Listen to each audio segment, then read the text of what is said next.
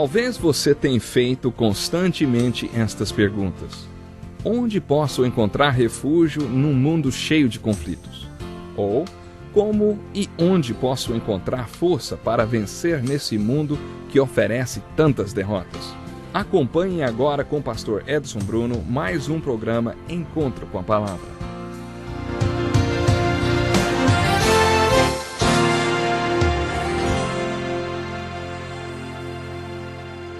Seja muito bem-vindo ao Encontro com a Palavra de hoje. Este é o terceiro programa dedicado ao estudo do capítulo 17 de João e da oração do Senhor, a oração que Jesus fez. Dividimos esta oração em 3 partes e até agora vimos apenas a primeira, os 5 primeiros versículos. A segunda parte se inicia no versículo 6 e vai até o versículo 19. A terceira começa no versículo 20 e vai até o final do capítulo, o versículo 26. Nos primeiros 5 versículos, Jesus ora por ele mesmo. Quer dizer, ele ora sobre sua própria vida e obra pelo seu ministério aqui na terra. Jesus viveu uma vida perfeita aqui. Ele realizou uma obra perfeita, por isso é o Salvador. Eu te glorifiquei na terra, completando a obra que me deste para fazer. Foi isso que Jesus disse no versículo 4. Acompanhe comigo outra vez a leitura dos 5 primeiros versículos desse capítulo. Diz assim: Depois de dizer isso, Jesus olhou para o céu e orou: Pai, chegou a hora. Glorifica o teu Filho, para que o teu Filho te glorifique, pois lhe deste autoridade sobre toda a humanidade, para que conceda a vida eterna a todos os que lhe deste. Esta é a vida eterna, que te conheçam, o único Deus verdadeiro, e a Jesus Cristo a quem enviaste. Eu te glorifiquei na terra, completando a obra que me deste para fazer. E agora, Pai, glorifica-me junto a ti com a glória que eu tinha contigo antes que o mundo existisse. Sabe, eu não consigo parar de falar sobre esses 5 primeiros versículos, principalmente o versículo 4, que me fascina. Eu te glorifiquei na terra, completando a obra que me deste para fazer. Este versículo me fascina porque mostra que Jesus viveu uma vida exemplar. Ele estabeleceu o exemplo para todos nós. O seu propósito de vida era glorificar o Pai, terminando a obra que ele lhe deu para fazer. Qual é o seu propósito de vida? O principal objetivo da vida do homem é glorificar a Deus. Mas como fazemos isto? Fazendo a obra que o Pai nos deu para fazer. O versículo 4 do capítulo 17 de João mexe com você também? Você acredita que Deus tem uma obra para você realizar durante sua vida? Não são as obras que nos salvam. Isaías diz que as nossas obras jamais poderiam ser a base para nosso perdão, porque elas são como trapos de imundícia. Trapos de imundícia eram os panos que os leprosos usavam para enrolar suas feridas infectadas. Não havia nada mais imundo do que aqueles trapos. E é a isto que podemos comparar as nossas obras em relação à nossa salvação. Só uma coisa pode nos salvar: a obra que Jesus completou na cruz. Não somos salvos pelas boas obras, mas para as boas obras. Ao mesmo tempo, não quer dizer que a palavra obras seja algum palavrão proibido. Não somos salvos por obras, tudo bem, mas isso não quer dizer que boas obras não tenham nada a ver com a vida de um cristão.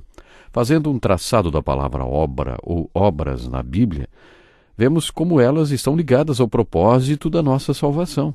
O propósito final da nossa salvação é o céu e a eternidade, mas existe um trabalho que Deus tem para nós nesta vida. Ele nos salvou para que andássemos nessas obras. Obras pré-determinadas por Ele para nós. Por isso devemos refletir sobre a obra que o Pai determinou para cada um de nós. Acho que todos nós somos desafiados neste sentido quando ouvimos a oração que o Senhor Jesus fez. A preocupação que Jesus tinha em relação à sua vida e à sua obra serve de exemplo para a nossa vida, para o nosso ministério, nossa obra ou trabalho. Estes 5 primeiros versículos do capítulo 17 de João nos oferecem pelo menos 3 ilustrações maravilhosas. Primeiramente, a encarnação de Jesus Cristo, ilustrada no versículo 5, quando ele ora: E agora, Pai, glorifica-me junto a ti com a glória que eu tinha contigo antes que o mundo existisse. Isto nos faz lembrar que Jesus não passou a existir a partir do dia em que nasceu como um nenê na noite de Natal em Belém. Ele sempre existiu. É o que João nos diz no primeiro capítulo deste Evangelho. Ele era a Palavra e estava com Deus, e era Deus. Mas depois a palavra se tornou carne e viveu entre nós durante 33 anos. Foi sua encarnação. O versículo 5 conta que Jesus estava voltando para o estado glorificado que ele tinha antes que o mundo existisse, antes que ele tivesse vindo para a terra. Este versículo está falando sobre a encarnação de Jesus Cristo. Encarnação significa a vida de Deus em carne. Esta é uma das palavras mais importantes da Bíblia. É a palavra das boas novas do nascimento de Jesus, encarnação. Depois, principalmente no versículo 2, lemos sobre a comissão de Jesus Cristo. Deus o comissionou para uma tarefa. Um oficial do exército tem uma comissão que vem dos seus superiores, e são essas autoridades superiores que o enviam a missões em prestação de serviço ao Estado. O Pai comissionou Jesus, o Filho, e o comissionou com esta missão específica, descrita nesses 2 versículos. Pois lhe desse autoridade sobre toda a humanidade, para que conceda vida eterna a todos os que lhe deste. Esta é a vida eterna, que te conheçam, o único Deus verdadeiro e a Jesus Cristo a quem enviaste. Esta foi a obra que o Pai deu para Jesus fazer. Jesus foi comissionado pelo Pai. Jesus Cristo foi um homem com uma missão. Ele sabia muito bem qual era a sua missão e nunca a perdeu de vista. Ele estava sempre preocupado em cumprir esta missão.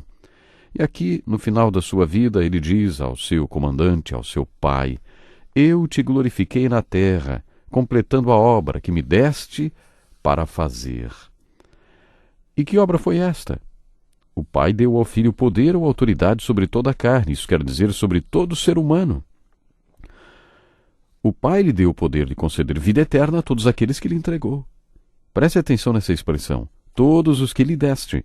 Por 7 vezes nesta oração o Senhor se refere aos apóstolos como aqueles que lhe foram dados pelo Pai. Ele também se refere àqueles que viriam a crer por causa dos apóstolos como aqueles que lhe foram dados pelo Pai. No capítulo 6, no Sermão do Pão da Vida, Jesus também fez a mesma referência.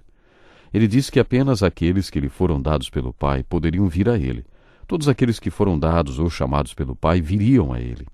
Agora, nos capítulos 9, 10 e 11 de Romanos, o povo de Israel se tornou o grande exemplo do livre-arbítrio e da capacidade de escolha do homem, porque eles escolheram não ser os escolhidos. Deus fez toda a humanidade com capacidade de livre escolha. Isso quer dizer que nós podemos escolher ser salvos ou não. Essa é a grande verdade. Quando algumas pessoas ouvem isso, dizem: Ei, espera um pouco, ou uma coisa ou outra, ou Deus nos escolhe ou nós escolheremos Deus. Sinceramente, eu não acho que tenha que ser uma coisa ou outra, sabe? Eu creio que as Escrituras são muito claras a respeito do fato de Deus ter nos escolhido, mas precisamos ter vontade de servir a Deus, de seguir a Deus, de cumprir a sua palavra, de cumprir os seus mandamentos. Caso contrário, não seremos escolhidos, não. Não vamos herdar os céus. A Escritura é clara sobre isso. No capítulo 15 deste Evangelho, no Sermão da Última Ceia, versículo 16, Jesus disse aos apóstolos que já deviam ter feito muitas escolhas. Lembram? Vocês não me escolheram, mas eu os escolhi. Mas o fato é que os discípulos também precisavam permanecer nele. O próprio Jesus foi bem claro: permaneçam em mim, permaneçam em mim. Toda vara que está em mim dá bom fruto, está ótimo, mas aquele que não dá fruto, vou ter que cortar. Não é verdade? Lembram? Nós falamos muito sobre esse assunto, então é muito clara a palavra de Deus. Somos escolhidos, mas precisamos permanecer nele. Eu já ouvi falar que na porta do céu tem um cartaz pendurado com as seguintes palavras: quem quiser pode entrar. Quer dizer, quem escolher entrar, pode entrar. Mas, quando abrimos a porta e entramos e fechamos a porta atrás de nós, deparamos-nos com outro cartaz que diz: vocês não me escolheram, mas eu os escolhi. Acho que as duas coisas são verdadeiras. O fato disso tudo ser difícil de compreender não incomoda Deus, não. Creio que Deus afirma que as duas coisas são absolutamente verdadeiras. E se forem o fato de eu compreender intelectualmente ou não tem a menor importância. Não é uma questão de uma coisa ou outra. São as duas, mas João parece enfatizar muito nesta oração essa questão do Senhor Jesus ter se entregado por nós, ter nos escolhido. Encontramos 7 vezes a expressão todos os que lhe deste. João registrou essa frase de Jesus várias vezes. Quando a Bíblia ensina sobre a questão da salvação, ela é muito clara. A verdade básica sobre essa questão é que somos escolhidos para sermos santos, mas precisamos permanecer santos, permanecer no Senhor. Não podemos nos desviar do seu caminho. Às vezes um pouco de teologia faz bem, não é? E ajuda a desfazer certos conceitos errôneos. Por exemplo, quando algumas pessoas falam de Deus, passam a ideia de que Deus não é tão bom assim, e que Jesus é bonzinho. Acaba equilibrando um pouco as coisas, parece. Por isso, quando o Filho veio ao mundo, morreu na cruz para acalmar um pouco o Pai, que está sempre bravo. Depois de Jesus sofrer o suficiente, o Pai ficou mais calmo, um pouco mais calmo, e perdoou os pecadores. Não é isso que as Escrituras ensinam. A Bíblia ensina que a justiça de Deus tinha que ser satisfeita. Mas de quem foi o primeiro passo para que a justiça divina fosse satisfeita, hein? Do Pai. O Pai deu o primeiro passo nessa direção. Constatamos isso no começo. Do começo ao fim da oração, podemos dizer. O Pai dando o passo fundamental para que o plano de salvação fosse concretizado. É isso que enxergamos nessa oração de Jesus. Foi o Pai quem comissionou o Filho. Foi o Pai quem deu autoridade e poder ao Filho para conceder vida eterna para todos os que o Pai lhe daria. No versículo 13 encontramos uma definição de vida eterna. Esta é a vida eterna, que te conheçam, o único Deus verdadeiro, e a Jesus Cristo, a quem enviaste. Lembrem-se que ainda estamos buscando respostas para as perguntas: quem é Jesus? O que é fé? E o que é vida? Na primeira parte desta oração, Jesus é o Eterno, aquele que já existia, glorificado com o Pai, antes que o mundo fosse criado. Jesus é eterno. A palavra eterno significa que sempre existiu e sempre existirá. Os homens que conviveram com Jesus enquanto ele viveu na terra estiveram em contato com alguém que sempre existiu. Eles conheceram alguém que viverá para sempre, porque hoje ele vive também em nossas vidas. E isto é ser eterno. No próximo programa nós vamos continuar estudando esse assunto tão precioso e respondendo a estas perguntas gloriosas. Quem é Jesus? O que é fé? O que é vida? Eu tenho uma preocupação muito grande com uma coisa. Meu desejo é que você, meu ouvinte, possa viver a verdadeira vida.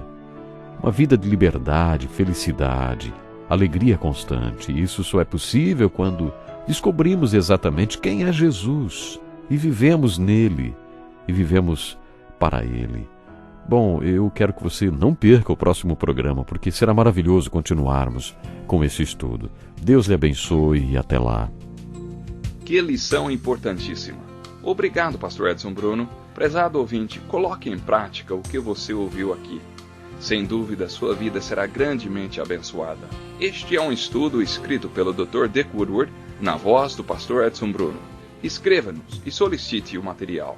Nosso endereço é Encontro com a Palavra, Caixa Postal 2011, CEP 89201-970, Joinville, Santa Catarina.